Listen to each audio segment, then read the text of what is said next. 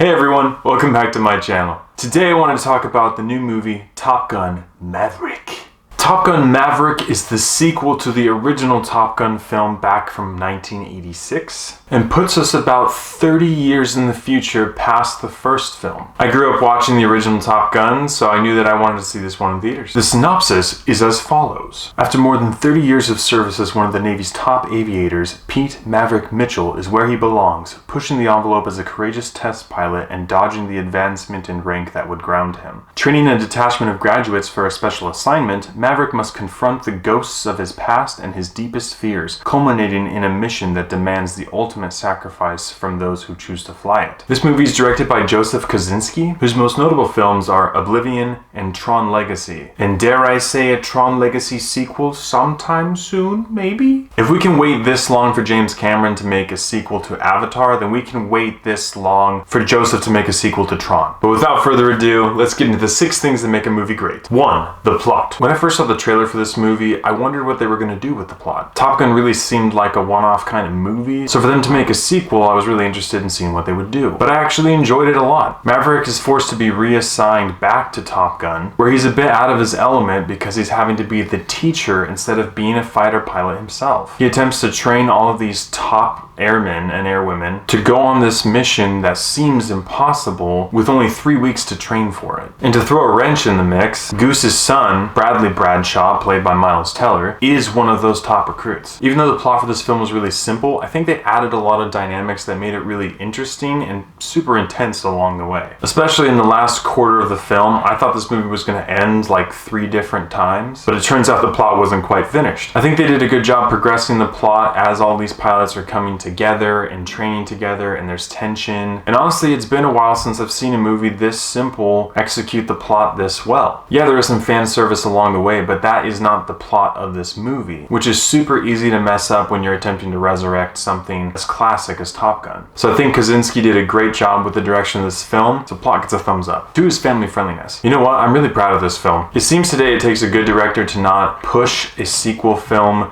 in the direction of where our society is, including a bunch of unnecessary things that don't need to be included. And this film did a great job of straying away from that and going back towards the classic movies that pretty much all of us miss. There's a handful of cussing, there's one F-bomb, there's some very, very, very mild sensuality, and there's some action and violence paired with some very intense moments. But other than that, this film is clean. Seldom do I find a film with this much anticipation going into it, where the audience comes out on the other side with their values intact. But this was one of those films. Family friendliness gets a thumbs up. 3 is acting and script. Man, there were a lot of A-list actors in this movie. You have Ed Harris, John Hamm, Jennifer Connelly, Val Kilmer, Miles Teller, and obviously Tom Cruise. I think everyone in this film did a great job. It seems like the returning cast were able to return to those roles that they played previously really naturally, and you could tell on screen. All the actors and actresses that were added to this film I thought did a great job too. Obviously this film centers around Tom Cruise, and any time that John Hamm is in a movie, he does well. I like John Hamm. But I really liked the performance of Miles Teller. He is really coming into his own with acting, and almost every movie that I've seen him in, I love his acting performance. So I really enjoyed everything I saw in this category. And the script was great. It didn't feel like there were any forced lines of dialogue, and nothing was trying to be crammed down your throat. This film was really and truly just a sequel to the original Top Gun. And I love when a movie can stay on track and the heart behind the film really shows through the screen. So acting and script get a thumbs up. 4 is character development. Even though it's been a while since I've seen the original Top Gun, I think they did a great job with character development. I saw this movie with my parents, who obviously are huge fans of the original Top Gun, and we were all worried that the addition of all these new characters was going to kind of wash out character development, but I was pleasantly surprised. We get to see Maverick go through multiple challenges in the film and have some really strong character development along the way. It's hard to not get emotional with some of the things that he's dealing with, and obviously a veteran actor like Tom Cruise can make you really feel that. And while this film focused on the main relationships it needed to, like between Maverick and Penny and Maverick and Bradley, I felt like they gave the right amount of attention to into the side characters as well, which can definitely be a juggling act and easy to drop the ball, but they didn't in this movie. Character development gets a thumbs up. 5 is visuals and CGI. There were some incredible visuals in this film.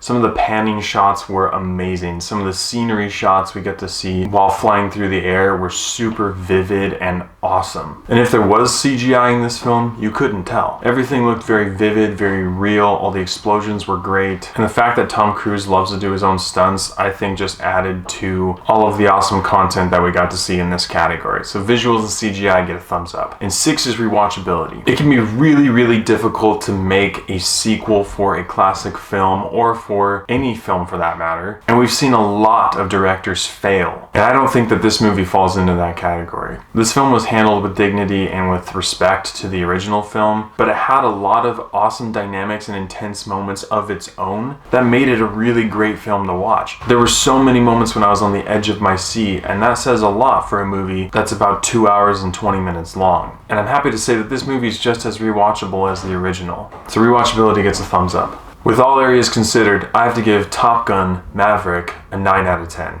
This movie had a simple plot that executed well on screen. It was super intense throughout. It had great character development. It was clean. It had awesome visuals. And there were a lot of touching moments throughout the film that made you laugh, made you cry, and added to the overall excellent quality of this film. I was very impressed by everything this movie had to offer, and I would definitely recommend going to watch it in movie theaters. Thank you so much for watching. If you've seen Top Gun Maverick, let me know what you thought about it in the comments below. As always, I appreciate your love and support, and I'll catch you guys and gals in the next one. One of the things I couldn't get out of my head after watching this film is that I wish they would have done something similar for the final James Bond movie. Just seeing what they were able to do with this film really makes me wish that they could have done something similar for the final James Bond movie. And while we'll never know what could have been with this movie, at least we can look at Top Gun Maverick and say this movie did something right.